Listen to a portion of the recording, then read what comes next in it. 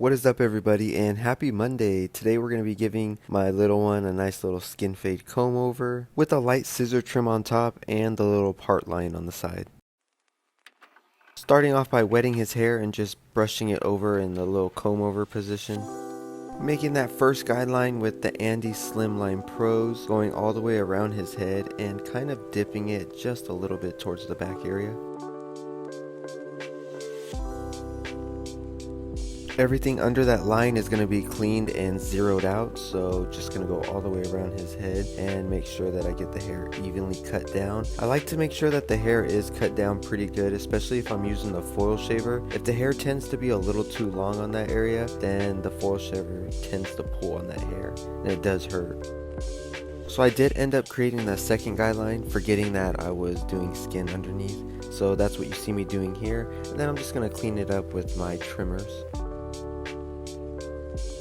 With the number 1 guard attached and the lever all the way open, I'm just doing a flicking out motion, creating this next guideline, and I'm going to blend that number 1 out with the half guard, and so on and so forth. So in pretty much all of my videos, I personally fade from the bottom and work my way up. I just seen a video on YouTube the other day that was recommended to me, and I don't remember the barber's name, but he created his normal guidelines as I do, and then he faded down from the top going down to the bottom, and I actually did that with my own hair this past weekend, and I do have to say it was probably one of the best haircuts I've done on myself. And unfortunately I didn't record it. I just didn't have time, and I didn't feel like doing all that, which I should have. But I have to say, on this next one with my boys, I'm going to start trying to fade from the top and working my way to the bottom.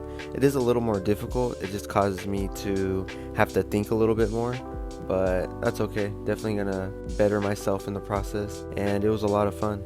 But getting back on track with this haircut, I am doing a little bit of clipper over comb technique. The lever is currently all the way open, and I'm just doing a light blend to kind of get it even on the side. Moving on to the next side, skinning it down with the Bronze Series 9 foil shaver. With my Babyliss FX clippers and the lever closed about 3/4 of the way, I'm gonna create the second guideline, going up about, I would say it looks like half an inch, not going up too high in the back and keeping the sides pretty dark. Just gonna clean it up with my trimmer, making sure to get rid of that line so it's not as noticeable. Whenever we do skin on the bottom of a cut, when it's like a mid fade or high fade, it does take a little more work and a little more detail to remove these lines, but the end result is always worth it. This is the number 1 guard, and the lever is barely closed, like maybe a notch or two, and I'm just using a flicking out motion, creating that next guideline.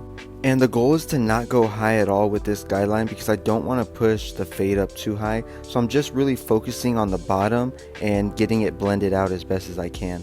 If you notice right here, the clipper is going to tilt kind of like on the corner, as you can see. Here in a bit, I will do it in a slow motion just so you guys can kind of get a little hint on what I mean when I'm using the corner of the blade. So here's the part of the clip that I did slow down, and there it is. You guys can see it's kind of lifted, and this is what I mean when I say use the corner of the blade. It really just helps to kind of get a better blend. That way you don't accidentally push the fade up higher or accidentally create another guideline.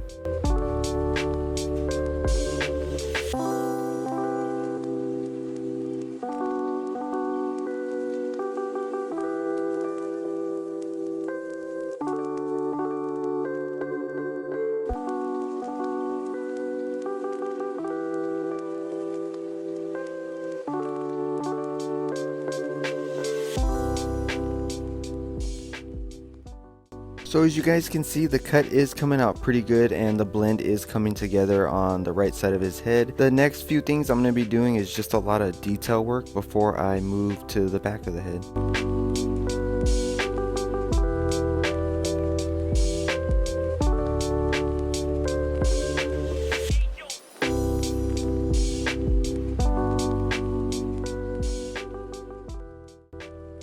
Now with the back of his head, it's just down fading from here. I really want to focus on getting this bottom area as lightened as possible. So I started with that 1.5 guard, and we'll always have the lever all the way closed on this side just so I can hurry up and blend it out. Move to the 1 guard. Now right here in this clip is the half guard, and this is where I really had to put a lot of detail in just so I can make sure that it matched and blended up with the rest of the hair.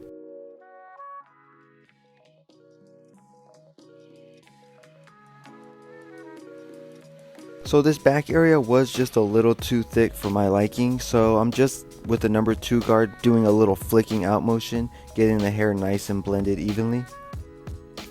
So these steps are pretty repetitive. Here's the 1.5 guard to blend out that number 2, and right after this 1.5, I'm gonna drop it down to the 1 guard with the lever closed about halfway in the starting position, and just working my way down until, as you can see here, it starts to get blended out.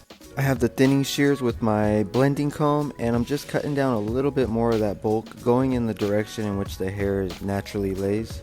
Now, as always, I'm going back to the original side that I started the haircut on, and I'm just doing a little bit of touch-up work, cleaning up that line underneath, blending out any imperfections that I see, and just going all the way around his head, ensuring that everything is even and well balanced. It is time to trim the top of his hair. I wasn't too worried mainly about the back of the hair. The thickness was perfectly fine, even though I will go all the way around the head and get it even. It was mainly this front part. As you can see when I brushed it down right there, it was just a little too long and kind of getting in the way.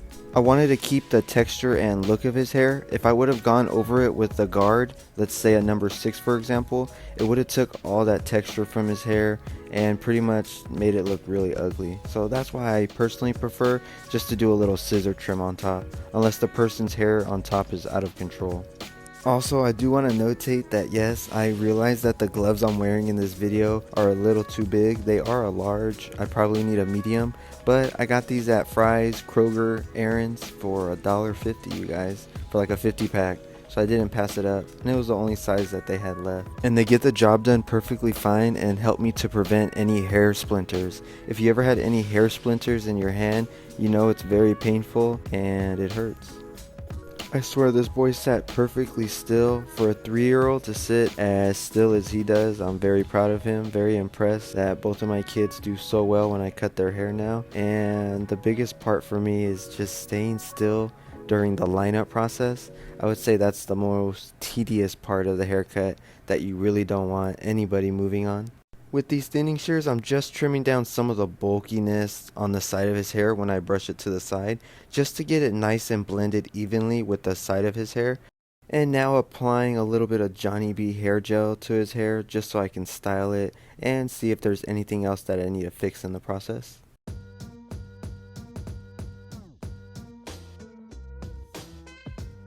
Outlining his part line now. Not going to use a straight razor, just going to use the Andy Slimline Pros. They're definitely sharp enough to get it outlined and make the haircut pop a little more. Cleaning up the neckline just a little bit. And I want to thank you guys so much for watching. Here is the end results. Y'all have a blessed day, have a good week, and as always, I'll see y'all in the next video. Peace.